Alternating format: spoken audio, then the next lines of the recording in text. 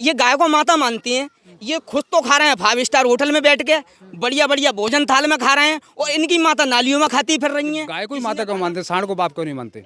अगर ये गाय को माता मान रहे हैं तो सांड को भी बाप मान। गाय को ये लोग माता मानते हैं, गाय को इसलिए माता मान रहे हैं कि दूध दे रही है, तो दूध तो भैंस भी देती है, कि वो मौसी है इनकी। तो रामराज से क्या फायदा है? उस समय ना संविधान था ना कुछ था। अब भैया संविधान है, संविधान हमारे देश में भैया जैसा संविधान करेगा संविधान के हिसाब से चलना पड़ेगा।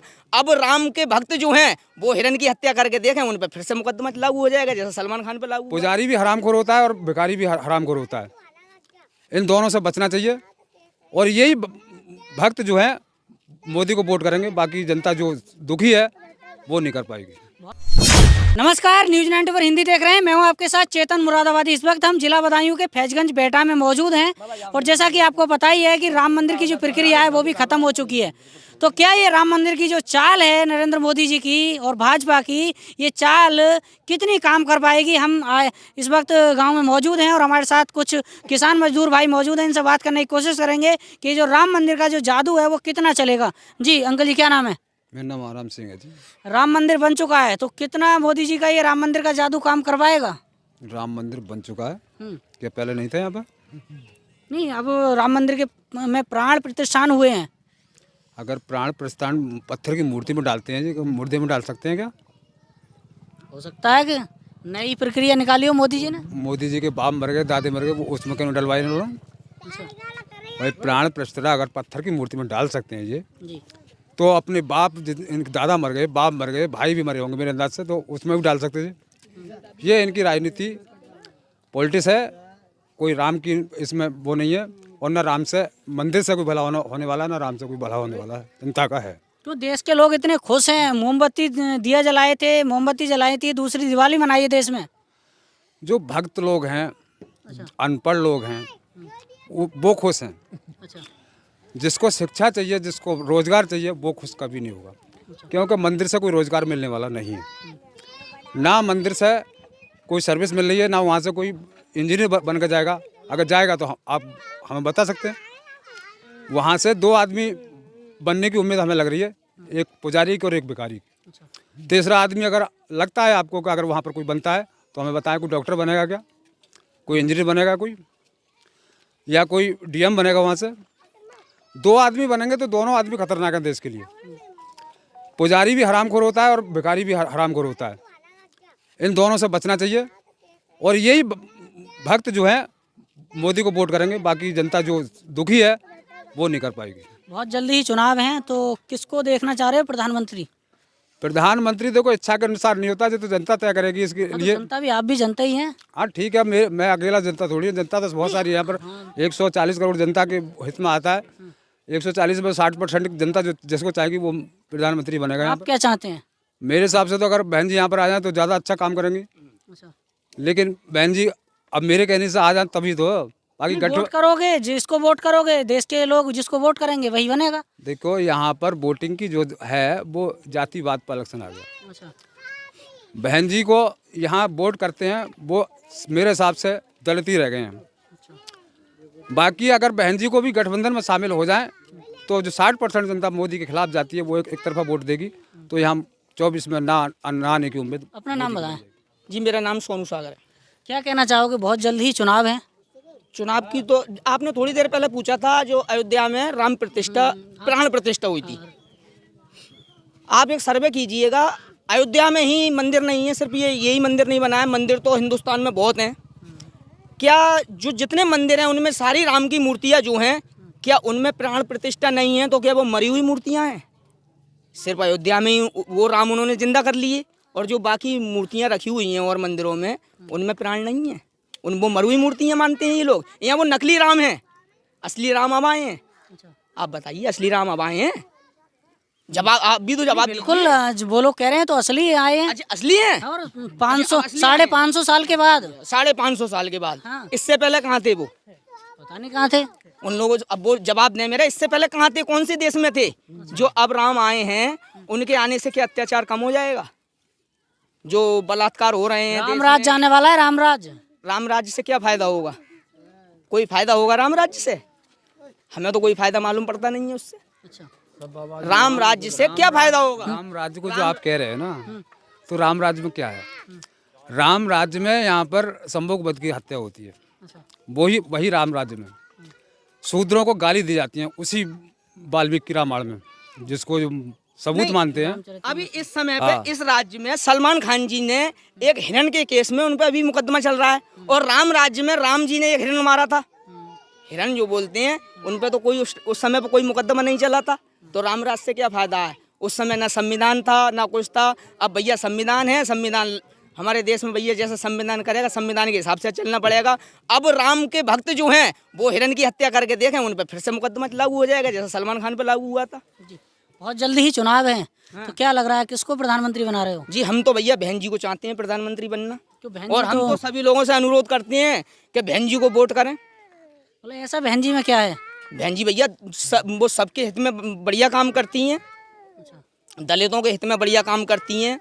मोदी जी भी तो बहुत अच्छा काम कर रहे हैं। क्या अच्छा काम कर रहे हैं मोदी? राशन दे रहे हैं, पैसे दे रहे हैं, और क्या लोगे? मैं चाहता हूँ भैया 5 किलो राशन ना दें, DAP 1600 की 800 की कर दें, 5 किलो राशन वो किसान से ले जाए करें। अच्छा, DAP 1600 की जगह 800 की कर दें, और जो सिलेंडर उन्होंने 1200 का कर रखा है वो 400 का कर दें, और हमें राशन ना दें। किसान को 2000 रुपए दे रहे हैं, तो भैया किसान को हमें ना चाहिए वो 2000 रुपये ऐसी, हमें ना चाहिए।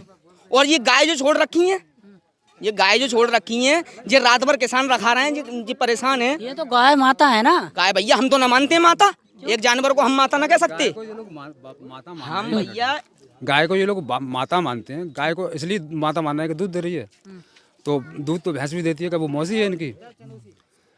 अगर उसे मौसी माने तो हम भी समझे मतलब गाय माता है।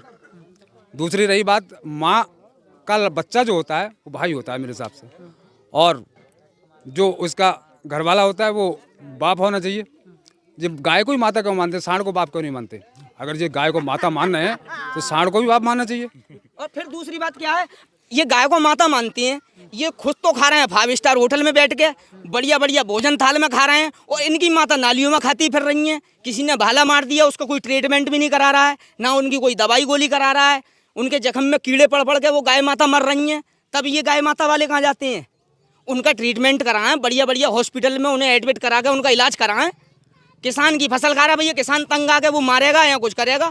मान लो नहीं मारेगा, वैसे भी कुदरती भी जख्म बन जाता है, उनके चोट लग जाती है। तमाम रोडों पे एक्सीडेंट हो रहे हैं गायों की वजह से, तमाम हजारों आदमी मर गया गायों की वजह से। सांड की वजह से एक्सीडेंट हो गया, किसी सांड ने किसी के पेट में सींग मार दिया। इससे कोई लाभ थोड़ी है गाय से, क्या लाभ है हमें गाय से? आपका क्या नाम रहा? मेरा नाम उमेश चंद्र है। क्या कहना चाहोगे, बहुत जल्द ही चुनाव है, किसकी सरकार बन रही है? सरकार तो अगर बैलेट पेपर से होती है तो फिर तो ये बीजेपी तो जानी थे। अच्छा, हाँ, बैलेट पेपर से होते हैं तो बीजेपी जाएगी। क्या बैलेट पेपर में ऐसा क्या है जो ईवीएम में नहीं है? क्योंकि ईवीएम में चोरी होती है, बैलेट पेपर से चोरी नहीं हो सकती। अच्छा, जापान ने ईवीएम बनाई थी। ईवीएम किसने बनाई? जापान देश ने। और जापान ने जो है वहाँ पे ईवीएम से इलेक्शन न होता है, वहाँ बैलेट पेपर से इलेक्शन होता है। जब उन्हें अपनी खुद की बनाई हुई ईवीएम मशीन पर भरोसा ना है, जो मशीन जो होती है ना, मशीन इंसान के कंट्रोल में होती है, आदमी के कंट्रोल में मशीन होती है। जैसे कि लोगों के अकाउंट हैक हो गए, उनके रकम उनकी निकाल ली जाती है हैक करके, तो वही सिस्टम ईवीएम में होगा साहब। हमें ईवीएम पे भरोसा ना है। क्या कह रहे थे आप? तो हमने यही कहा था कि ईवीएम हटा दी जाए और बैलेट पेपर से चुनाव कर लिया जाए, तब देखते हैं अगर बीजेपी की सरकार अगर इस देश में बना ले तो फिर हम मुँह चरा खाना बंद कर देंगे। तो किसकी सरकार बनेगी? अगर मान लो बाई चांस अगर बैलेट पेपर से होते हैं तो कौन जीतेगा? फिर तो वो समय बताएगा किसकी सरकार बनेगी। जो अच्छा काम करेगा, अच्छा सोचेगा, उसके लिए इसकी सरकार बनेगी। पहले वोट देना पड़ेगा, उसके बाद वो बनेगा, फिर कहीं काम अच्छा करेगा या बुरा करेगा बाद में। तो आप वोट किसको दे रहे हो? नहीं, अभी तो समय है, अभी तो हम ये देखेंगे कि अब आने वाले समय में कौन अपनी अच्छी ताकत बना रहा है, कौन अच्छे लोगों के बीच पहुंच रहा है, कौन लोगों के बारे में सोचा, हम उसके लिए वोट करेंगे। तो क्या मतलब जिसके पीछे गाड़ियां ज्यादा होंगी वो उसको वोट दोगे? गाड़ियाँ जिसके पास बंदूकें वाले होंगे वो उसको वोट दोगे? गाड़ियाँ तो अगर एक आम आदमी की अगर बारात जाती है तो गाड़ियाँ तो उसके पीछे भी लगी जाती है, तो हम उसको वोट दे देंगे। वोट तो वही तो कह रहा हूँ मैं, किसको वोट दोगे? जब किसको क्या देखोगे उसका? वोट हम उसको देंगे जो विकास के बारे में, शिक्षा के बारे में, रोजगार के बारे में सोचेगा, उसके लिए हम वोट तो करेंगे। वो है देश में या पैदा होगा? देश में अभी है। कौन है? क्योंकि अभी बहुत लीडर अभी तो हमारे मानवर का आश्रम की बना हुई पार्टी बीएसपी में जो सुप्रीमो मायावती जी हैं, वो उन्होंने अब सभी के लिए अच्छा करा है। इस लायक तो प्रधानमंत्री के हिसाब से अगर देखा जाए तो उस लायक तो वो हैं। अगर वो पीएम बन सकती हैं कि लेकिन उस हिसाब से जैसा भी हमारे एक लीडर हमारे भारत के एकता मिशन बनाने वाले संगठन चंद्रशेखर आज़ाद जी रहे, और जो उन्होंने पार्टी भी बना रखी है, अगर उस पार्टी को अगर उन्होंने दोनों ना अगर एक हो जाए तो 2024 में नीला झंडा लहराया जाएगा, तो फिर भगवा नहीं लहराएगा।